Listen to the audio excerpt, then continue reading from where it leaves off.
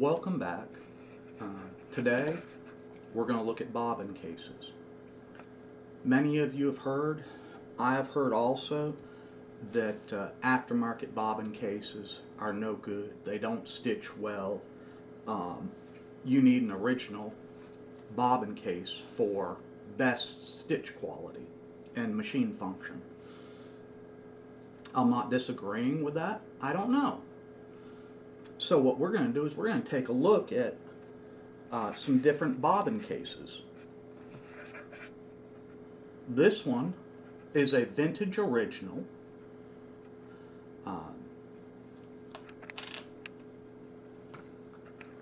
This one is a $80 aftermarket from a shop.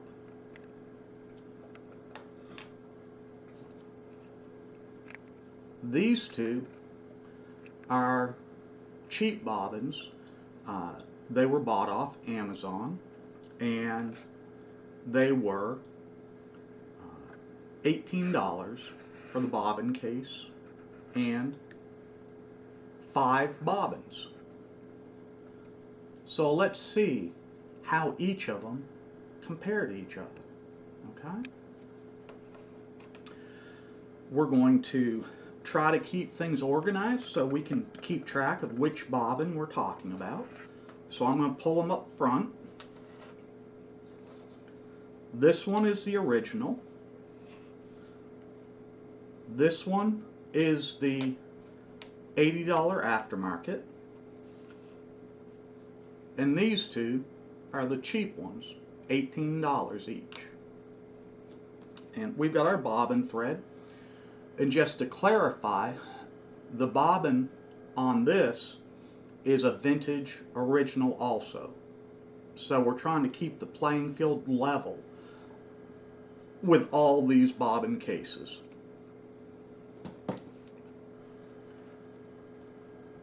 I'm going to be using my Featherweight.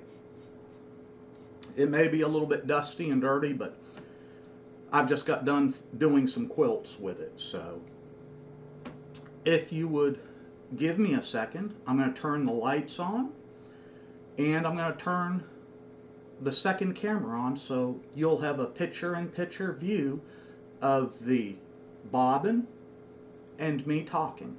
So give me a second. Okay, here we go. We've got the camera situation fixed, and we've got the lights and everything ready to go. So we're going to thread the machine. I just use inexpensive thread at Walmart. It works for me, and it's cotton. I pull the bottom off, and I use these little dowels to give me the correct size. There we go.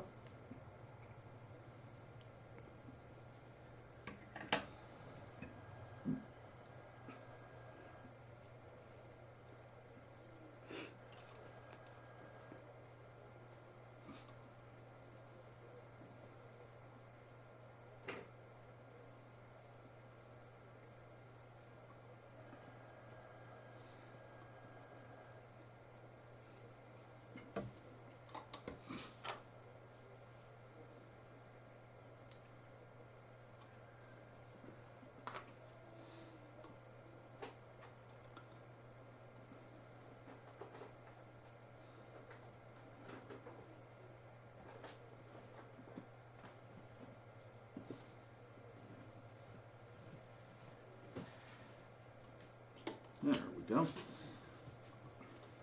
We've got it threaded. My bobbin. We're going to start with the vintage original.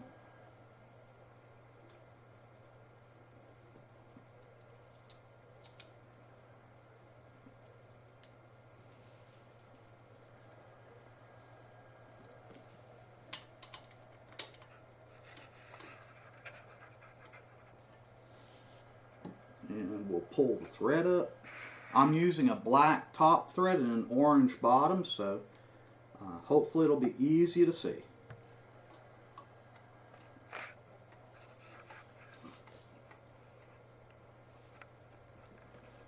Okay, here we go. I'm going to lift up the bed so I can see also. And we're going to turn and see what happens on the thread and the hook assembly. See how it's sliding over nice and easy? Okay. That one runs good. Now let's take the bobbin out.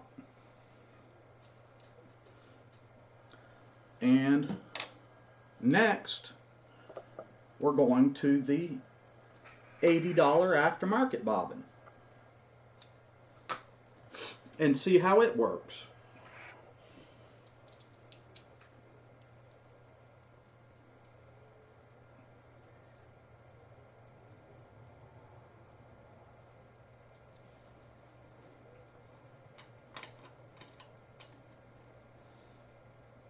Okay. Here we go. I guess you can see the dust bunny in my machine. There we go. Now, let's manually do a few stitches and see how this one does.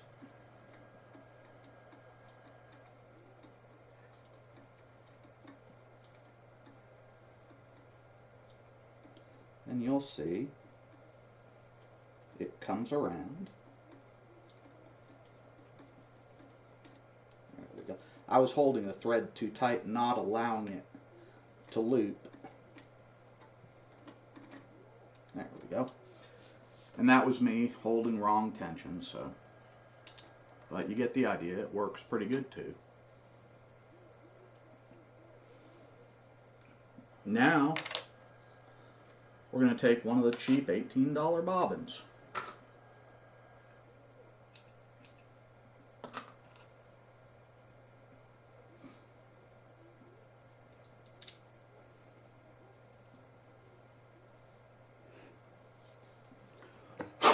Let me get rid of that dust bunny.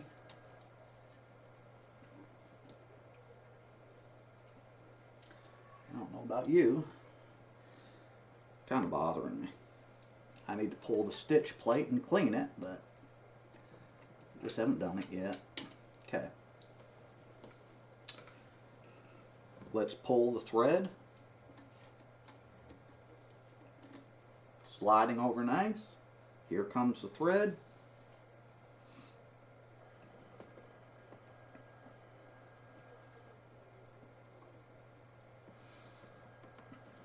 Okay, here we go. With the $18 bobbin. Pretty smooth, huh? Do you see much of a difference on that compared to the 80 or the original bobbin? Whoop. There we go. I guess I've got to hold the right tension. There you go. Now let's pull it out and try the other $18 bobbin.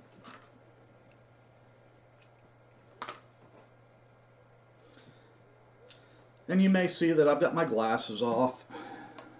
That's one of the bummers of getting old. I can see pretty good, but once I get up close,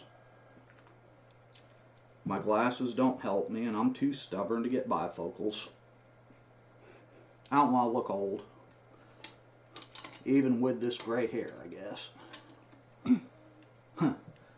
My wife's snorting over there.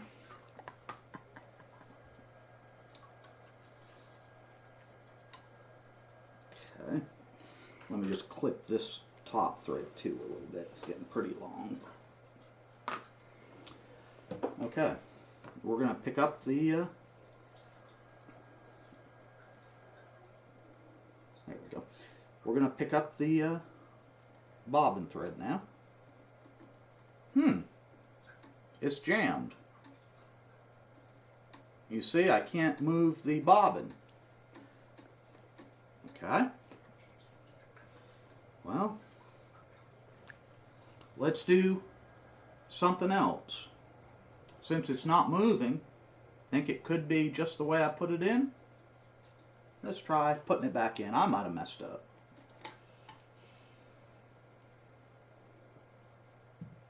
Yeah, it's threaded properly. Looks good. As you can see, there's nothing in the hook assembly, so let's put it back in and try another time. See if it was me. Okay. Looks to be fully latched in. Let's try it again. I've got a hold of the tail of the top thread, and here we go. Oh, stopping again right there.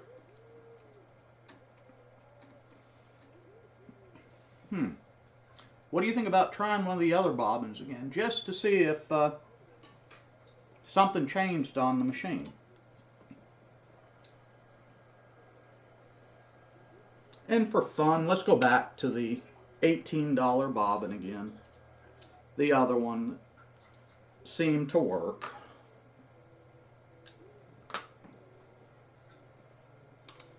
There we go. Let's put it in.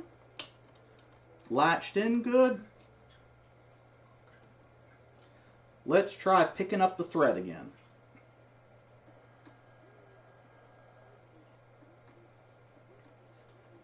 There it goes. Picked up the thread nice.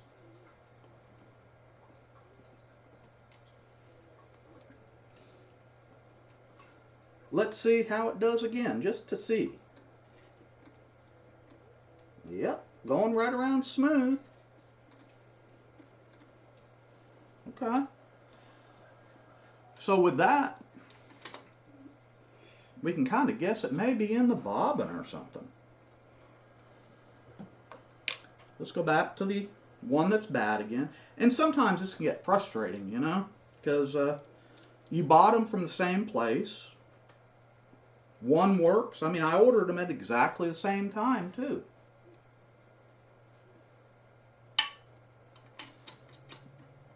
Okay. Back in. Except this time, let's try pulling the needle. Maybe I messed up timing. Maybe something else happened and the needle's interfering with the bobbin case. You never know. So let's just take that out of the equation. So let's run the wheel again and see what happens. No needle, and I'm jammed up again. So it's not the needle going in. There's something different with that bobbin. Now comes the fun. Let's see what it is.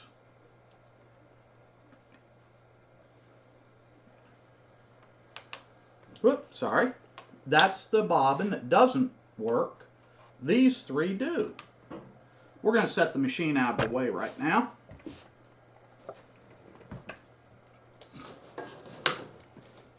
There we go.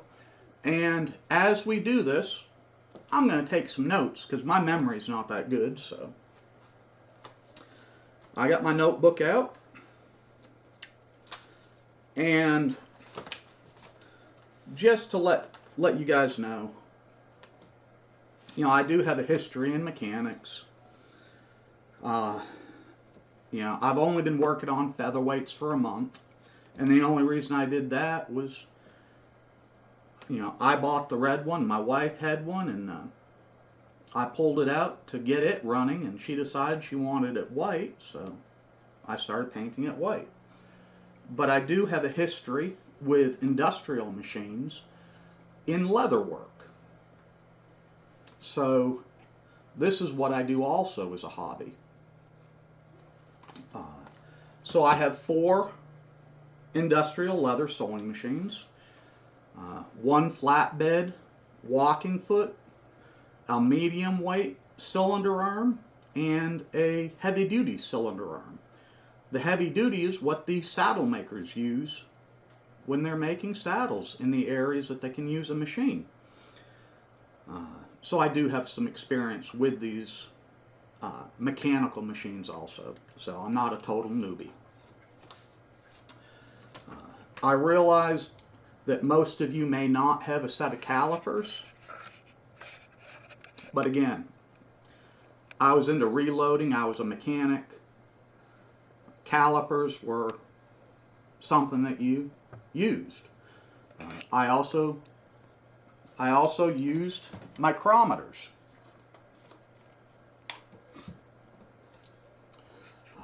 But we don't need to go that fine of a measurement. I think this will cover us because it goes down to, thousandths and 10,000ths. I don't think we're going to see that much of a difference.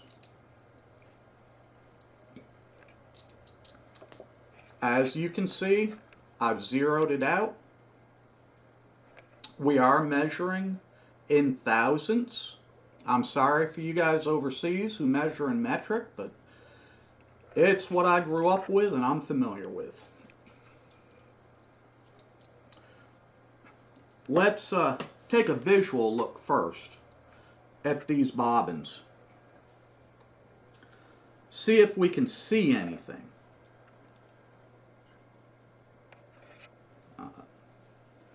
The $80 bobbin looks pretty similar. I can see the angles and the radiuses are pretty good. Even the thickness of this edge is pretty close. Finish is real good.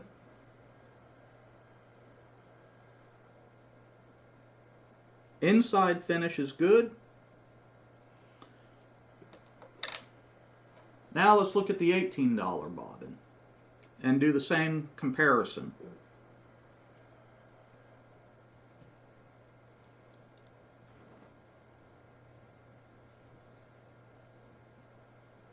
The $18 bobbin, as you'd expect, is not as finely finished. I can see machining marks. I can see pits, surface irregularities. Let's compare the edges that we looked at with the other.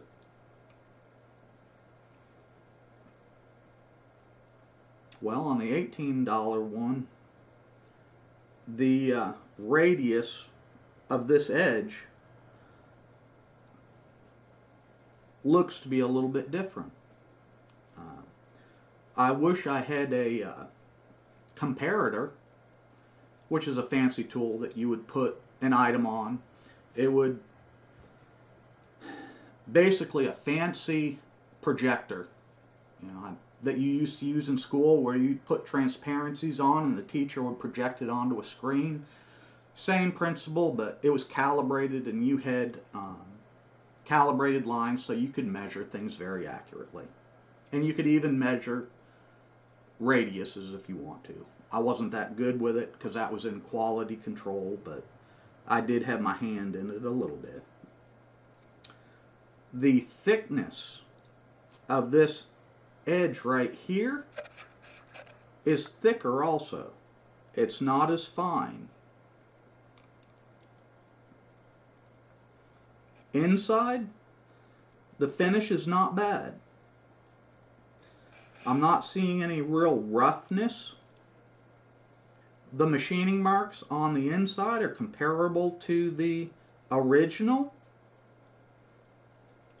Overall, for $18, I'm pretty surprised. Actually, I'm impressed. Knowing it's coming from China and tolerances and quality control in some areas, especially with cheaper items like this, can leave something lacking. This is the second one that gave us problems. This is strange. On this one, the finish is actually better.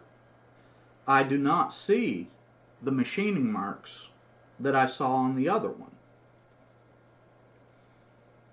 It actually looks pretty good. We come down to that edge right here. It does again look to be like a different radius, and the thickness is a little bit thicker.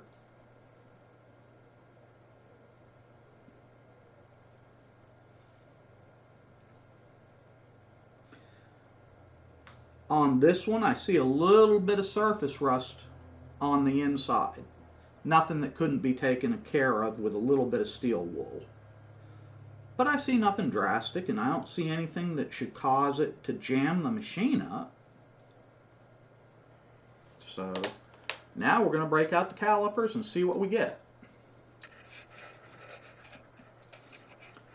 First, let's do a measurement across the post, across the complete black backside, and we're going to try to keep in the center of the bobbin, and we're going to use this flat spot of the calipers.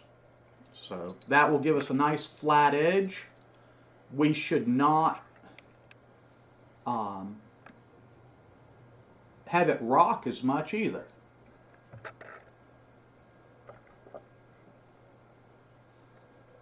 Okay, the thickness on this one is 0.3575.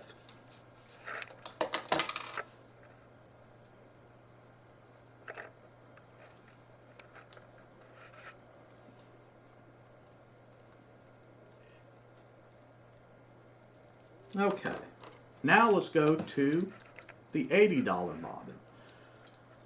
We're going to measure in the same area, in the same way, and see what we get.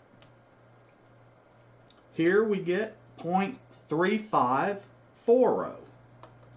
So we see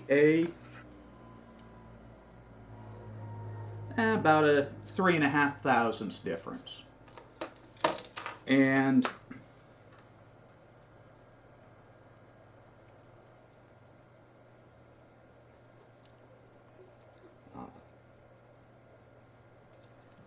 to just give you an idea, when I say 3.5 thousandths, if my memory serves, when I took machining class in high school, we had to measure a thickness of a hair, and I believe it was around 3 thousandths on a normal thickness of hair, and we measured it with micrometers. But it, even the thickness of hair varies from color and color because it's different sizes. So mine just happened to be around 3 thousandths when I was young. Okay, here's the first cheap bobbin that worked. Let's see what we get.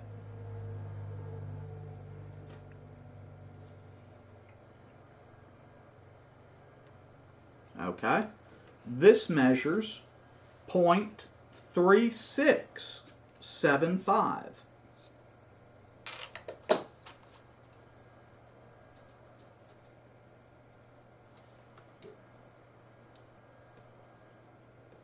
I'm just turning my GoPro off. There we go. No point in killing the battery because we'll use it later again. Now let's go to the one that doesn't work.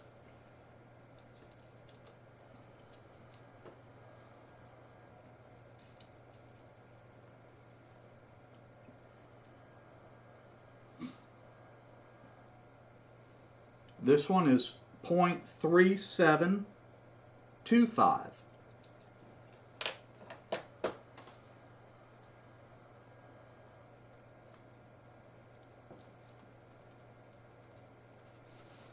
So we can see that the original bobbin had a thickness of 0.3575. The $80 bobbin had a thickness of 0.3540. It was a little bit thinner. Only by about 3.5 thousandths. So again, the thickness of a hair, roughly. The $18 bobbin that worked was 0.3675. So that was actually 1/100th of an inch. A little bit more. I mean, 1/100th of an inch, when you hear it, it sounds like a lot. looking at a caliper, if I close the gap to 100 thousandths, not really a lot, but when you're talking tight tolerances on a machine, it can make a difference. Then we go to the one that didn't work, which was 0.3725. So again, it stepped up even more. Could that be the problem? Not sure, but we're going to continue to do some measuring and see what happens. Okay. We've measured the thickness. Now, let's measure the width. Let's see if there's a problem there. Again, I'm going to put it on the flat portion. Let me do that. As you can see here, I've got to keep it in. There's a very little edge on the top, so I've kind of got to balance it. But on this one, for a thickness, on the original, we've got a thickness of 1.0655.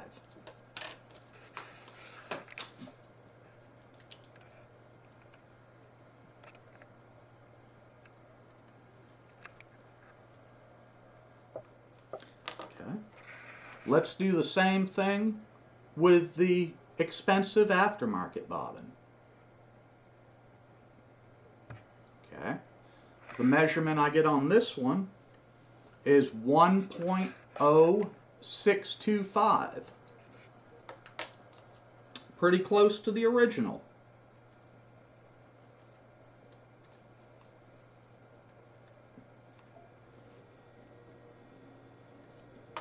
Let's go to the bobbin that's $18 that functions.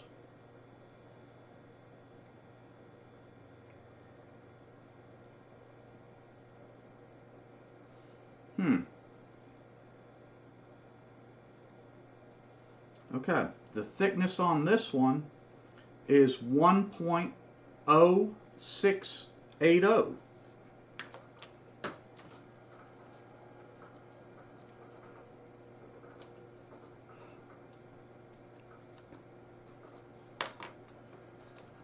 Now we're going to make it to the aftermarket bobbin that doesn't work. This measures 1.0805.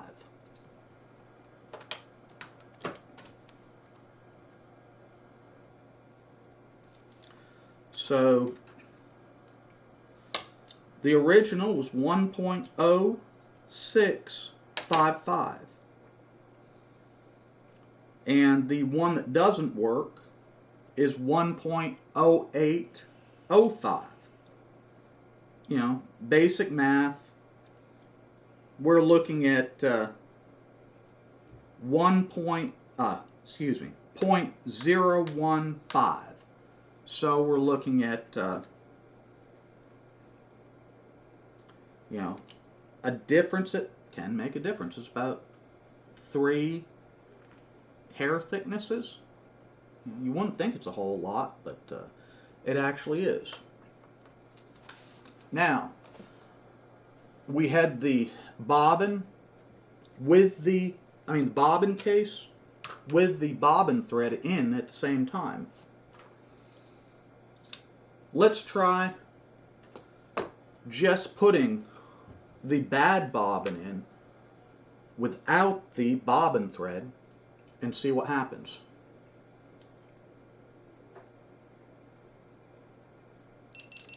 Okay. Then I've got to turn my lights on. Come on. There we go. And we'll bring the machine back over. Okay. The bad bobbin. Let's put it in.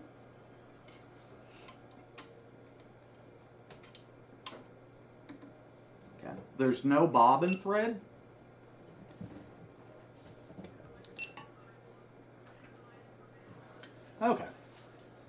we're back again. I've got the camera recording on the hook assembly with the bobbin case that doesn't work in with no thread. Let's take a look. Seems like it's jamming up when the part that the thread slides over comes in contact with the bobbin case.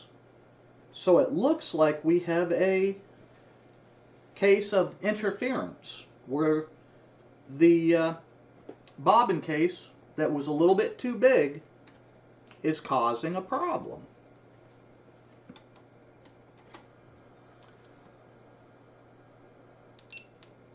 I'm just shutting off my camera. There we go. I'm going to move the sewing machine out of the way a little bit. Now, since we have a problem with this thickness and the hook assembly is rubbing in this area,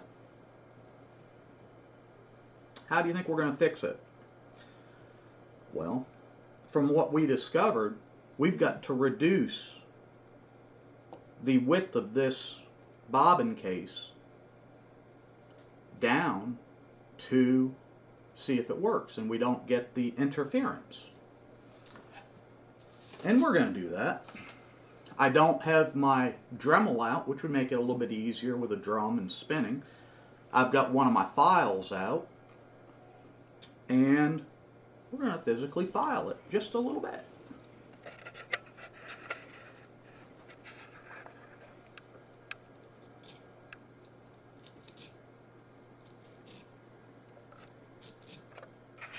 I don't know if you can hear that, but it's kind of like chalks on a nail board.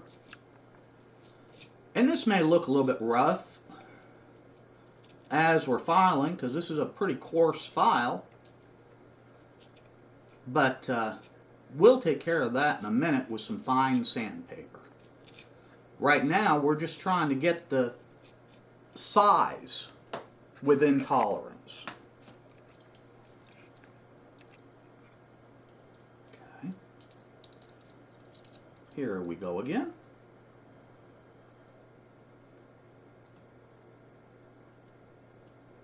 I took off really half a thousand, so I didn't take off much. Not compared to what I've got to take off. So I'm bearing down on it a little bit more. And it may take a minute. And what's interesting is this is a similar process that you would go through if you were having to replace the finger piece in a hook assembly. You would have to fit it. Sometimes a replacement will drop right in. Sometimes you have to go through a little bit of filing and sanding to get it to fit properly. Wouldn't it be interesting if we did that too? I think it'd be fun. And we may put that on our radar, because I just happen to have a hook assembly coming in the mail, and it should be here in a couple days. Not sure what condition it's in, because I only paid $34 for it. It was a buy it now on eBay, so it was a whole lot better than $100 for a used. There we go. We're getting down to 1.078. Let me grab my notes so I can see where we need to be. Well, we've got about 100th left to go. We're making pretty good progress. Looks pretty rough, but we're doing pretty good. But sometimes you actually, if you watch eBay, Facebook, Marketplace, sometimes those things that don't look polished, kind of look nasty. Look around at it a little bit. Look at the end stops. Look and see if it's just dirty and dusty. Look at the seller. Are they a rehabber? Do they know what they've got? Or are they just somebody who went to an estate sale, bought something? Maybe they paid $50, $100 for it. They bring it back, post it on eBay for $300. They didn't really clean it up, and to them, the hand wheel turns, the needle goes up and down. It's good. Well, those are the machines that I really look for.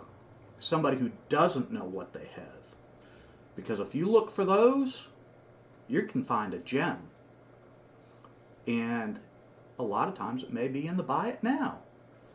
Now, if you're looking at those Purdy machines that somebody's taken the time to go through and polish and adjust and, lay everything out so purty and, use a backdrop and make it look sweet. If you notice, those people, they tend to do an auction. And they may start out low, but they have a little bit more time on them. And they're kind of hoping for people to see it, see that it's clean, and cause a little bit of a feeding frenzy at the end. That's what they're banking on. So, and what's interesting, a lot of these rehabbers probably do the same thing I do. They go and try to find something that other people don't pick up on. And then they refinish it, polish it, and sell it for over double the price to you. Well, you can do it too. All you've got to do is purchase that machine, be willing to put a little bit of elbow grease in, and gain some knowledge, which I'll show you how to do. You can save a lot of money. And you can get the satisfaction of doing it yourself.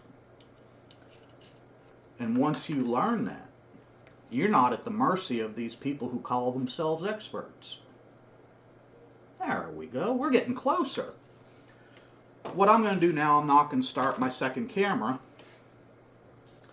I'm just going to stick it in and see if it still sticks. If it does, then I'm going to have to file some more. Hey, we're getting there. It's rotating. I can kind of hear a little bit of a grind as it goes by. But we've made a lot of progress. It's turning. Let's keep filing just a little bit more. And even though this looks rough, we're going to polish it back up. So don't worry about the roughness and the scratches. We'll take care of it. And yeah, this does take a little bit of time, as you see. But when you do it this way, $18, $80, $100 for an original, I think I can spend a little bit of time on it. How about you? I've got different sandpapers, and this is wet dry sandpaper. Same sandpaper I use when I'm refinishing a machine. So I haven't bought anything new. I'm starting out with 600 grit wet sandpaper. I'm just not using water right now. And I'm just taking the sandpaper, trying to take out some of those deeper cuts that I put in there with the file. You don't want to go with too aggressive of a file. And I won't even mention what they call a really coarse file. I might offend somebody. But go ahead and look up a coarse file and see what they call it. You might get a chuckle. I went 600. Now I'm going to go to 1,000.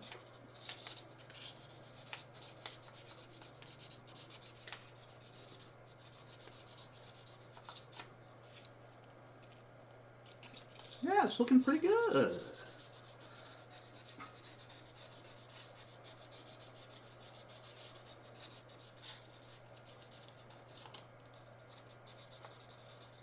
And once we get this polished up, we'll put it back in. And we'll see how it functions. See if it works now. What you think? You think it's going to work?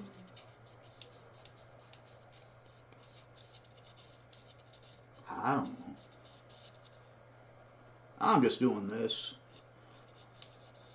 You know, as the old saying goes, hold my beer.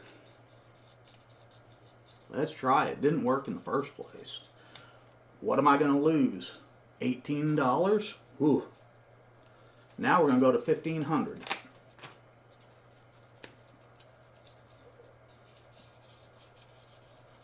And this is getting real fine into the real polishing side of sandpaper. You won't feel much for texture, and you really won't feel much on the cutting of it either.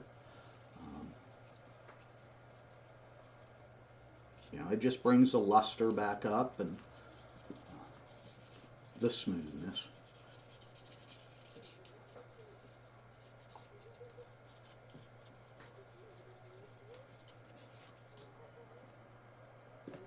We're getting there. And I'm actually going to go to 2000 grit.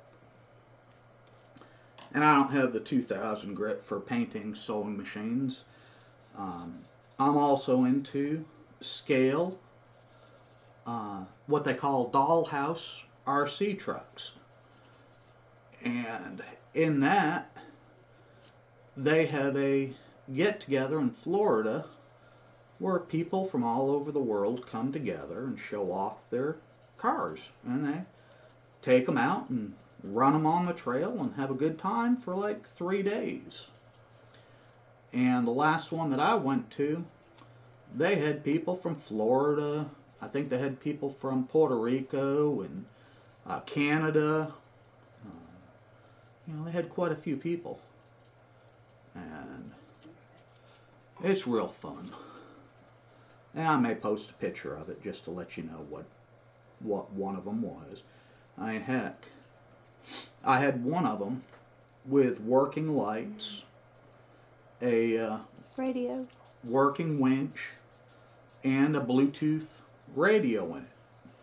So I could actually play music through it from my phone as I drove. And I had lights, you know. I had the headache rack lights on top. You know, the headlights, tail lights were installed. Pretty sweet. I didn't go to the trouble of putting the directionals in. But some people do.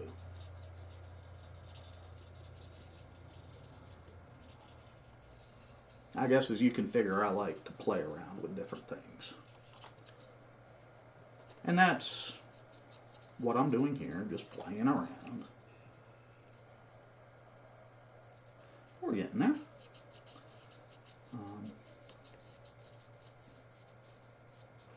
I think we're almost to the point we can give it a shot and see what we got. Because it's buffed back out. Pretty shiny. Okay. Now, excuse me, I'm just going to use my shirt because I didn't bring any rags or Q-tips to clean this, and I kind of want to get, if there's any shavings in there from the file, out. There we go. Now, I'll turn my calipers off. This is the bad bobbin. Let me clean my area a little bit. Let's start the recording of the camera. Whoop. Make sure I've got it in the right spot.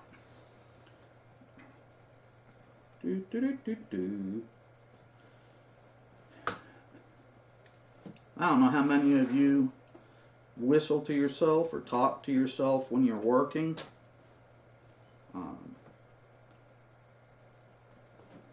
I have a habit of doing that.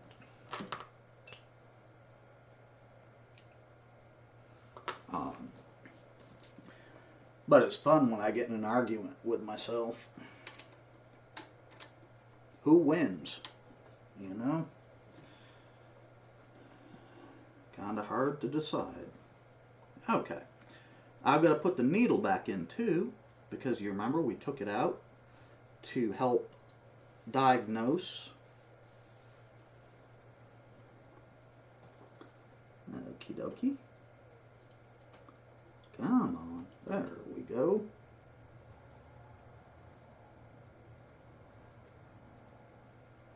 Okay. Make sure. I'm going to have to rethread for a second because I twisted the needle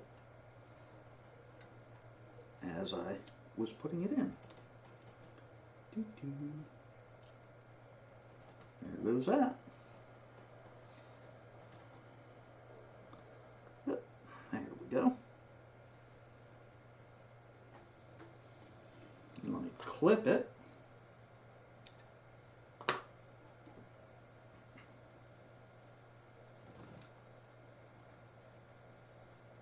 Kind of helps if you hold your mouth just right when you're threading. If you ever look at a mechanic when they can't see something and they're having to reach their hand up into an area and put a bolt in or nut, well, they kind of hold their mouth in all different positions and stick their tongue out. Kind of funny. Not that I ever did it. You know, it's just from hearing about it. Come on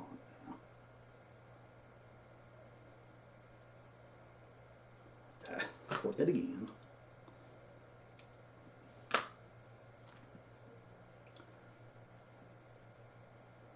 There we go.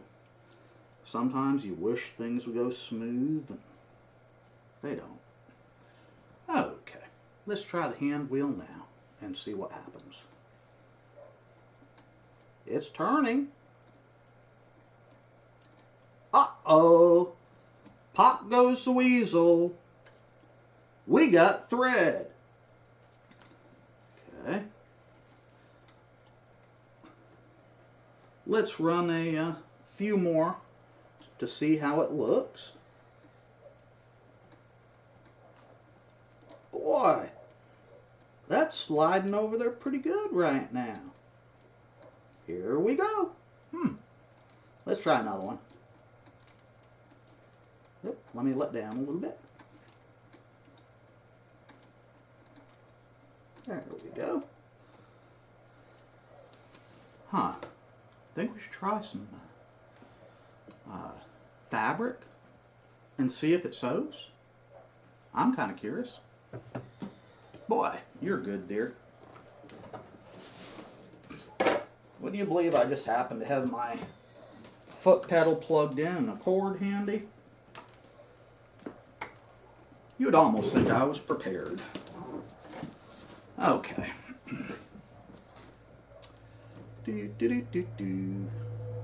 Oh, I'm going to do this without pushing the bed extension down totally, okay? And with me, I just, start with my needle down. Let's see what we got. Ooh, it's working.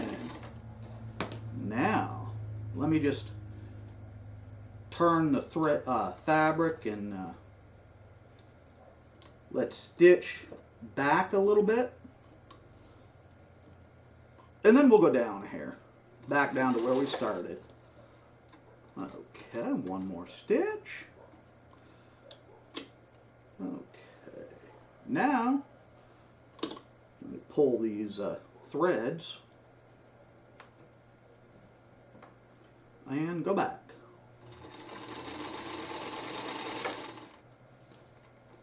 Okay, let's take it out.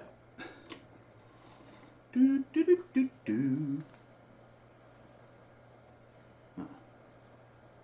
There we go. Okay. It's not perfect, but I'm running a orange thread on the bottom and black on top. So you can see that my bobbin tension may just be a hair tight. I could lower my top tension, or tighten my top tension, I'm sorry, a hair, and improve it. Let me flip the fabric over and you can see the top stitch. Pretty good. I don't see any knots showing on the top from the orange thread. So, could the stitch be a little prettier? I think if I worked it a little bit more. You know, I didn't even check on this bobbin case the tension. You know, this little gadget's $6.75 roughly. You can get it at a number of different stores. You know, they come in black like this or silver. You know, you can go from this level all the way up to expensive, you know, bobbin testers that, you know, cost hundreds of dollars. This one works for me. But there you have it. $18 bobbin.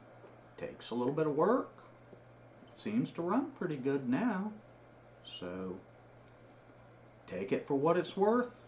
It's up to you now. Thank you for spending some time with me.